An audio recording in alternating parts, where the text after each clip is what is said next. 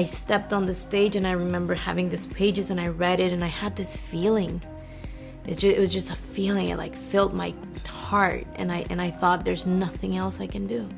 I can do this well, and there's not going to be anything else I can do.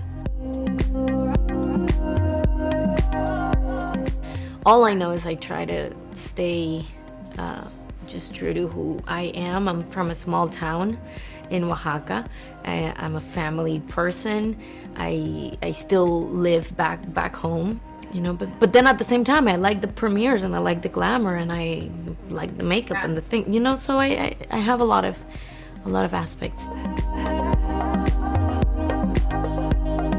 I think it's incredible when you work with great actors, because there's very little to worry about. You know, like Mel, for example, those scenes that I have with Mel, I remember when Mel would just come into set, I didn't need to prepare anything. You know, he was just there with all his incredible, electrifying talent. And then Mark would be there completely, fully believing who he was as fathers do, and it was heartbreaking, and he would just make me break down crying because he was so vulnerable. So in that sense, it was very easy to work with them, because they're great actors. You know, it's like you're not acting, you're just with them, you're just sharing. I mean, we couldn't find a trace of Carmen. The only thing we knew is something Father Stu himself said later on in his life. He said, I had this girlfriend who, her name was Carmen. She was Latina, and it was through her that I met God. She was so beautiful, she was so kind, she was so generous. It was so hard for me to let go of the idea of marrying her and having a life with her and with her community.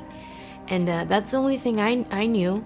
And I know my community. I'm from Oaxaca, so I know that Oaxaqueños are very generous, they're very kind, they're hardworking, they're beautiful. And I think it was, they also have all this like love in their eyes. That from those two things, that's how I created her. In my experience, learning from the greats, method acting is simply having your body and your instrument so ready, so facile, so vulnerable, so that any emotion can arise. And I feel like that's who I became through the years of the work that I did there. After Father Stu, I did many beautiful movies. I have like 5-6 projects that are coming out that I am all incredibly proud to be in. I did a beautiful movie in Mexico with another female director, Natalia Beristain. I did an A24 show. I did a movie in Bolivia. I've just finished working with the creator of my show is Sean Hatter from Coda. The very last job that I did. So there's so many that are coming out that I'm extremely proud of, and I think I got a little Father Stu blessing in that sense.